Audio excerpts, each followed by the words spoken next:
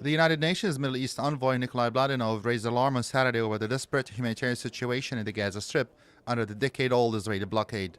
Mladinov said Palestinians in Gaza need jobs and hope more than the infrastructural projects. The senior UN official was reacting to an earlier statement by Israeli Army Minister Avigdor Lieberman, who suggested that Israel will be the first to invest in a seaport, an airport, and industrial areas in Gaza if Hamas stops what he described as hostilities against Israel. Palestinian people in Gaza suffer from the tight-imposed blockade. 2 million people who are affected by this blockade lack the basic human rights and the right of movement. We believe the seaport and the airport are important for our people, and the blockade should be lifted before we ask for anything else.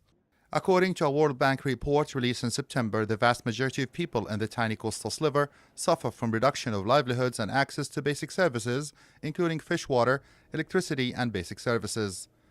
Living conditions are also getting worse due to the ongoing Israeli blockade, amid a sharp increase in unemployment and poverty rates. The unemployment is a new, old phenomena. It's increasing every day for two reasons: Palestinians' internal division and the continuous Israeli blockade.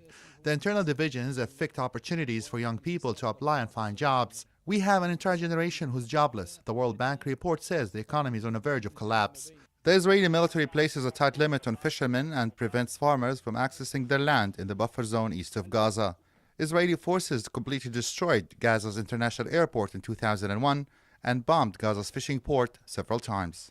Palestinians in Gaza say they are pessimistic about the airport and seaport being built in the foreseeable future due to what they describe as an international conspiracy of silence.